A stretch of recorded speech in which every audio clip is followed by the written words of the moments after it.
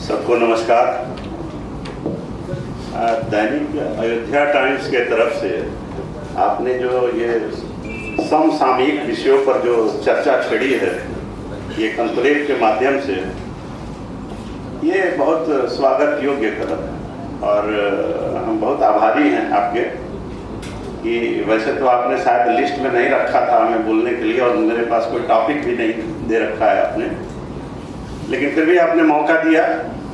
हम आपके शुक्रगुजार हैं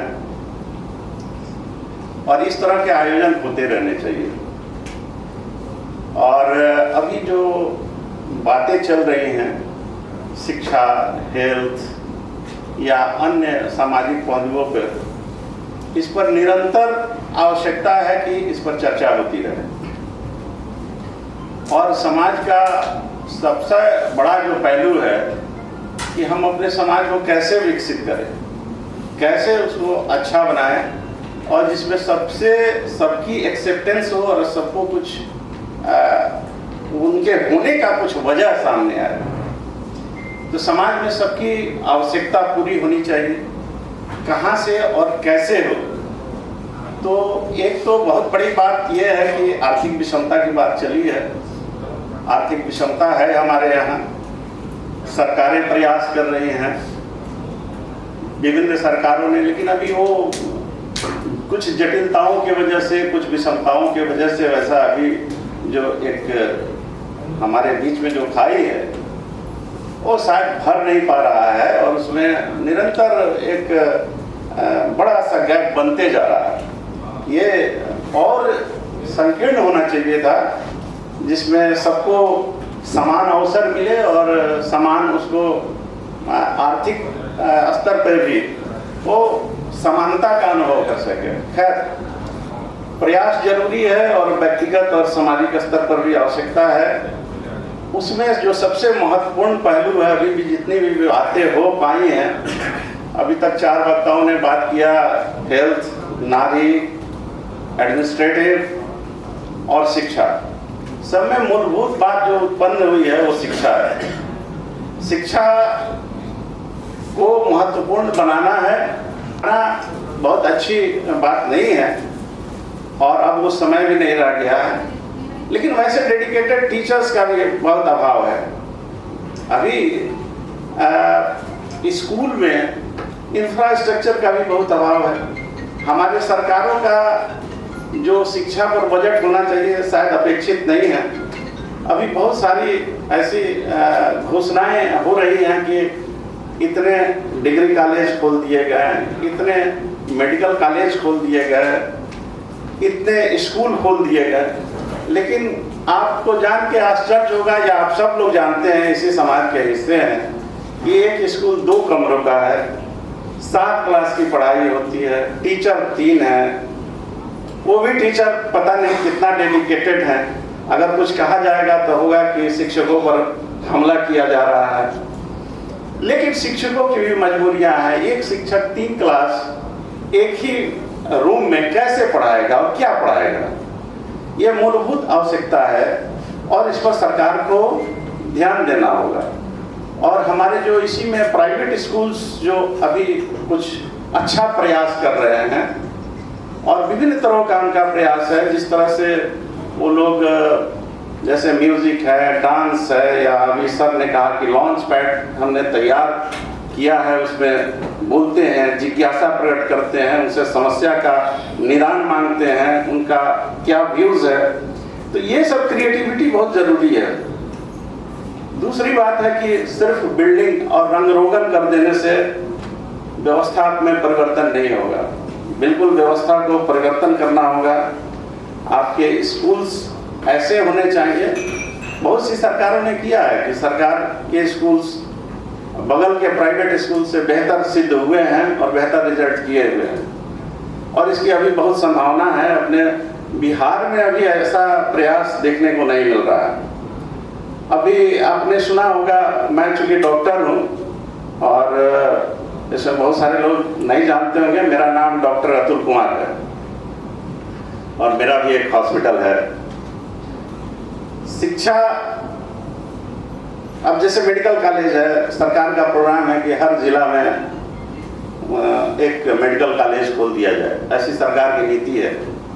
पहले बनी हुई थी कि हर 3 डिस्ट्रिक्ट पर एक मेडिकल कॉलेज खुलेगा, लेकिन मेडिकल कॉलेज सिर्फ खोल देना ये कोई समाधान नहीं है कि हम अब उससे भी ऊपर हो गए हैं। जो विश्व का जो है कि 1000 प्रति व्यक्ति पर एक डॉक्टर होना, उसको मैं सरकारी आंकड़ा अभी कुछ दिन से जेपी नड्डा साहब का सुन रहा था, वो 820 या 880 हो गया है। लेकिन कैसे हुआ है ये जानेंगे तो आपकी तबीयत खराब हो जाएगी। आप होम्योपैथिक चिकित्सक को बहाल कर रहे हैं, उससे अंग्रेजी दवा लिखवा रहे हैं। आपने एक पोर्टल खोल रखा है, आपने एक लिया है बंधन, तो हम लोग को काम करना होगा।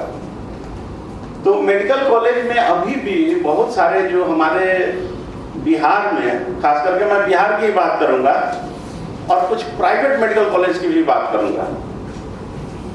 बिहार के जितने भी तमाम जो बड़े मेडिकल कॉलेज हैं, पीएमसीएच हैं, डीएमसीएच हैं, एनएमसीएच हैं, उसमें अभी भी फैकल्टी की बहुत कमी है। और जो होना चाहिए, जो टीचर्स और स्टूडेंट रेशियो होना चाहिए, वो आज भी हम पूरा नहीं कर पा रहे हैं। नए मेडिकल कॉलेज में तो बिल्कुल अभाव है। इस तरह का सिस्टम है कि जब मेडिकल एनएमसी एमसीआई आती है चेक करने, तो भाड़े पर डॉक्टरों को बुला लिया जाता है और उनका जो है सत्यापन करा दिया जाता है, और फिर वो चले जाते हैं और पता चलता है कि 150 का मिल गया, 250 का मिल गया प्रति साल। तो इस व्यवस्था से मेडिकल का उत्थान नहीं होना है। मेरा अपना सुझाव है इस मंच के माध्यम से कि जैसे सदर हॉस्पिटल टर्शियरी लेवल का हॉस्पिटल होता है, डिस्ट्रिक्ट हॉस्पिटल, तो उसमें तमाम में उनका सेंटीमेंट भी बढ़ाना होगा और वैसा वेल ट्रेंड डॉक्टर भी रखना होगा, जिसकी ट्रेनिंग जैसी है वैसा उससे काम लेना होगा। बहुत सारे लूप होल्स हैं। जैसे मान लीजिए कि पहले सरकार में अलग अलग संपर्क हुआ करता था, बीच में डॉक्टरों के संपर्क को मिला दिया गया और डॉक्टर एमबीबीएस संपर्क पर ज़्यादातर पहले ज्वाइन करते थे। इधर 4-5 वर्षों से स्पेशलिस्ट का भी हो रहा है। अब क्या था कि आप गायनी की वेल ट्रेंड हैं, एनेस्थेटिस्ट हैं, और पता चल रहा है कि आपकी ड्यूटी सर्जरी में दे दी गई है। कल्याण होगा? कभी कल्याण नहीं संभव। जिसकी जैसी ट्रेनिंग है उसको वैसा काम आपको बांटना ही होगा। और अगर कागज पर ही रखना है सब कुछ, तो फिर चल रहा है, चलते रहेगा, इससे भला नहीं होना है। मेरा अपना सुझाव है कि जैसे अब सुपर स्पेशलिटी का दौर है, सरकार को बजाय मेडिकल कॉलेज खोलने के और एक अनियंत्रित डॉक्टरों की संख्या बढ़ाने से अच्छा है कि आप कहीं सुपर स्पेशलिटी, न स्वच्छता है, न सफाई है, न लाइफ स्टाइल है, न कुछ है, तो हम लोग डिजीज पर ही उसके क्योर करने का प्रयास करते हैं। और अधिकांश डिजीज जो अभी आजकल क्या है कि पहले भारत जो है कम्युनिकेबल डिजीज से ग्रस्त था, अब इंडिया में तेजी से लाइफ स्टाइल जो चेंज हुआ है, तो नॉन कम्युनिकेबल वो होता है जो पटता है, जो हम लोग कहते हैं कि पट जाएगा, और नॉन कम्युनिकेबल होता है जो लाइफ स्टाइल से, जैसे कि डायबिटीज है, ब्लड प्रेशर है, आर्थराइटिस है, ये सब लाइफ स्टाइल डिजीज है। तो इनके लिए अभी अपने यहाँ चाहिए कि एक तो शिक्षा की जरूरत है, उनको रोग के बारे में भी बताया जाए, उनको अवगत कराया जाए, सफाई कैसे होता है। दूसरा कि हर डिस्ट्रिक्ट में सुपर स्पेशलिटी अस्पताल की स्थापना होनी चाहिए और वो सरकारी क्षेत्र में होना चाहिए। ऐसा नहीं है कि सरकार के क्षेत्र के हॉस्पिटल काम नहीं कर सकते हैं और नहीं कर रहे हैं। पीजीआई चंडीगढ़ उदाहरण है आपका, SCPGI लखनऊ उसका उदाहरण है। अपने यहाँ इंदिरा गांधी इंस्टीट्यूट ने भी बहुत अच्छा काम किया। सरकार का एक प्रयास जो अभी एम्स खोलने का है, इसको भी आप अच्छा कह सकते हैं, लेकिन वो अप टू मार्क नहीं है। बड़े अफसोस के साथ कहना पड़ता है कि उस एम्स से जब आप इस एम्स को ट्रेनिंग दिलवाएंगे तब ये संभव होगा। क्यों नहीं चक्र में एक कंसल्टेंट, जैसे एक डिपार्टमेंट वहाँ 10-20 कंसल्टेंट होंगे, क्यों नहीं एक कंसल्टेंट को एक एम्स में 2 साल के लिए डेप्यूट कर दिया जाए जो वेल ट्रेंड करे।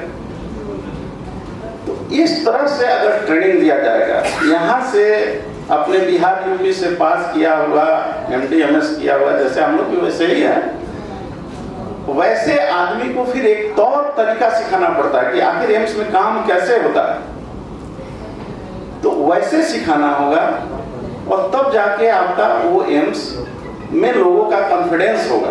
दूसरी बात है कि सर बड़े अफसोस के साथ कहना पड़ता है कि जनरल आदमियों के लिए वहाँ बेड्स नहीं है, इवन इमरजेंसी बेड्स नहीं है। आपके दो गवर्नमेंट हैं, एम्स पटना और IAMS पटना, किसी भी जनसाधारण को बेड्स नहीं मिलता इमरजेंसी में। ये बड़े दुख की बात है। PMCH जाता है, अब वहाँ की क्या व्यवस्था है, वहाँ से निकल के भाग आते हैं, नहीं सर वहाँ नहीं रहेंगे। नतीजा क्या होता है, यहाँ सदर हॉस्पिटल में काम नहीं होता, आएंगे कहाँ, मेरे यहाँ, तबरेज साहब के यहाँ, संतोष शरण के यहाँ, कहीं कहीं, ठीक है। और उसमें उनका जो कुछ भी हो, मॉनेटरी लॉस भी होता है, एक सरकार के प्रति एक आस्था भी कम होती है। तो इसको और बनाना जरूरी है। और सरकार की बहुत सारी मैंने जो सुपर स्पेशलिटी की मैं अवधारणा कह रहा हूँ, बहुत सारे लोग, अब ऐसा नहीं है कि सुपर स्पेशलिस्ट सिर्फ पटना ही में मिलेंगे। हर संडे को मोतिहारी जैसे जगहों में सुपर स्पेशलिस्ट DM MCH किया हुआ आदमी अपने प्रैक्टिस की खोज में आ रहा है, और कुछ लोग तो अस्थायी भी यहाँ पर कर रहे हैं। तो वो दिन दूर नहीं जब आप बढ़िया सुपर स्पेशलिटी अस्पताल खोलेंगे, उनको अच्छी सुविधा देंगे, उनको अच्छा मानक देंगे, अच्छी सुरक्षा देंगे। सुरक्षा भी एक बहुत गंभीर पहलू है, तो आपके यहाँ ये डेवलपमेंट हो सकता है। मेरा अपना ये मानना है कि जैसे आपने अनाउंस कर दिया कि हर मेडिकल कॉलेज, यहाँ भी एक प्राइवेट मेडिकल कॉलेज खुल गया, एक सरकारी खुलने को है, जिसे मैं कम से कम 7-8 वर्षों से उस घोषणा को सुन रहा हूँ कि 300 करोड़ रुपया आ चुका है, लेकिन अब तक फलीभूत नहीं हुआ, और प्राइवेट 2 साल में इमर्ज करके आ गया। तो ये सब लैगिंग बिहाइंड है, वो सब जब दूर नहीं होगा और एक सही लोगों के साथ राय मशवरा नहीं किया जाएगा, तब तक इसमें कल्याण नहीं है। शिक्षा में अब जैसे जो आंदोलन हो रहा है, आंदोलन क्या यूं ही हो गया, स्वतः स्फूर्त हुआ। आपकी व्यवस्था इस तरह से हो रही है, अब संवाद नहीं करेंगे हम। अभी यहाँ पर क्यों उपस्थित हैं? हम एक दूसरे से संवाद कर रहे हैं, 3, 4, 5, 10 व्यक्तियों से संवाद कर रहे हैं। उनका जो ग्राह्य करने वाला होगा चीज वो ग्राह्य करेंगे, अच्छा होगा, अच्छी बातों को ग्राह्य करेंगे। तो ये जो संवादहीनता दिखती है समाज में भी और सरकार के लेवल में भी, ये असंतोष पैदा कर रहा है। अभी आंकड़े किसी और का ही नाम नहीं लूँगा, 1000 में सिर्फ 12 आदमी एम्प्लॉयड हैं, 1000 में सिर्फ 12 लड़के एम्प्लॉयमेंट पा रहे हैं। ये कितना दुख का बात है। सिर्फ डाटा से और सिर्फ कंटेंट बिल्डिंग से काम नहीं चलेगा। सबको अवसर चाहिए, सबको कुछ कमाने खाने का होना चाहिए। जब आप कमाएंगे, खाएंगे और आपको एक रोशनी आगे दिखेगी, तभी आप समाज के साथ कंधा मिला सकते हैं, कंधा लगा सकते हैं, उसको भिड़ा सकते हैं। अभी क्या है कि अनएम्प्लॉयड हो गया, आपकी पूरी शक्ति, आपकी पूरी एनर्जी हो गई। हमारे यूनिवर्सिटीज क्या है, अभी हार्वर्ड यूनिवर्सिटी को भी पछाड़ के चाइना की यूनिवर्सिटी सब आगे आ रहे हैं रैंकिंग में, मैंने सुना था। तो चाइना की सरकार ने रिसर्च पर बहुत सारा काम किया। हमारे यहाँ किसी यूनिवर्सिटी में कोई काम होता है? हम लोगों ने भी MD में अपना थीसिस लिखा, तो सिर्फ यहाँ से साइनॉप्सिस, वहाँ से साइनॉप्सिस, कुछ काज किया, लेकिन नया इनोवेटिव कुछ हो नहीं पा रहा। हमारे यहाँ से जितने भी PhD काम हो रहे हैं, खास करके ये बिहार हिम्मत का, तो पूरे इंडिया में ये कुख्यात है कि यहाँ का अगर आपने कर लिया है तो इसका मतलब ये कि फर्जी है। तो इस तरह का यूनिवर्सिटी आपको एक, जैसे कि अब IITs था, अभी एम्स की चर्चा की, IITs की चर्चा है। जब तक IITs 6-7 थे, बड़े अच्छे काम हो रहे थे, हुए भी, लेकिन लेकिन जैसे ही उसमें पॉलिटिकल प्रभाव का इस्तेमाल किया जाता है, उनकी भी गुणवत्ता नीचे हो रही है। और बच्चों को, आपको आश्चर्य होगा कि लगभग पिछले 1-2 वर्षों से वहाँ का भी एम्प्लॉयमेंट जनरेशन जो है 50% से नीचे चला जा रहा है। तो ये असंतोष पैदा करता है, सिर्फ छात्रों में ही नहीं पैदा करता, कुछ जेन जेड में ही नहीं करता, जेन एक्स में भी करता है। ये दिक्कत, हम लोग जेन एक्स में हैं, तो ये असंतोष पैदा करता है क्योंकि अब हमारे बच्चे जेन जेड हैं, हमें उनकी चिंता हो रही है, गार्जियन भेज रहे हैं उस आंदोलन में। तो ये चिंता बहुत स्वाभाविक है जेन एक्स वाले लोगों को भी कि नहीं, व्यवस्था में परिवर्तन होना चाहिए, आमूल-चूल व्यवस्था में परिवर्तन होना चाहिए, जनता से संवाद और फीडबैक लिया जाना चाहिए। मान लीजिए बहुत सारे आर्थिक मसले हैं, क्या टैक्स पेयर आदमी नहीं है? आपका पूरा मूलभूत चलता है, सारे सिद्धांत चलते हैं, सारी खर्च चल रही है टैक्स पेयर के माध्यम से, और टैक्स पेयर से आप आर्थिक मुद्दों पर राय नहीं ले सकते, एक बार संवाद नहीं बना सकते, एक बार उनकी राय नहीं ले सकते। आखिर जो समाज में आगे है वही टैक्स पेयर है, वो क्या देश के लिए नहीं सोचेगा? अभी सर बोल रहे थे CSR वाला बातें अपने यहाँ भी हैं, वेदांता वाले हैं, देते हैं, काफ़ी करते हैं, अजीम प्रेम जी हैं, वो देते हैं, टाटा का तो उदाहरण ही है, बहुत सारे ऐसे लोग हैं, और यहाँ भी छोटे मोटे लेवल पर लोग अपने हिस्से से काम कर रहे हैं। तो आवश्यकता है कि संवाद बनाया जाए, अवसर पैदा किया जाए, लोगों से संवाद किया जाए। केवल हम ही महामानव हैं इसका विचार छोड़ना होगा और सरकार को मोटिवेटेड रहना होगा और सबको मिलजुल के एक भारत के राष्ट्र के विकास के लिए चलना होगा। मैं इन्हीं बातों के साथ, चूँकि मेरा कोई टॉपिक नहीं था, तो उस टॉपिक पर कंसंट्रेट ना होके थोड़ा सा विभिन्न अन्य विषयों पर, खास करके शिक्षा और क्षेत्र पर ही आपसे बात किया। घर पर आप लोगों ने धैर्यपूर्वक सुना, उसके लिए बहुत बहुत धन्यवाद। मैं शायद बहुत अच्छा वक्ता नहीं हूँ, फिर भी मूलभूत समस्याओं से कुछ तो रूबरू आदमी होते ही रहता है पूरे ज़िंदगी में। तो आप लोग एक बार फिर बहुत बहुत धन्यवाद ज्ञापित करता हूँ। बहुत बहुत धन्यवाद। कोई सवाल डॉक्टर अतुल सर से? किसी का कोई सवाल हो तो? किसी का कोई सवाल है डॉक्टर सर से? और सर एक बात दिल से कह रहा हूँ,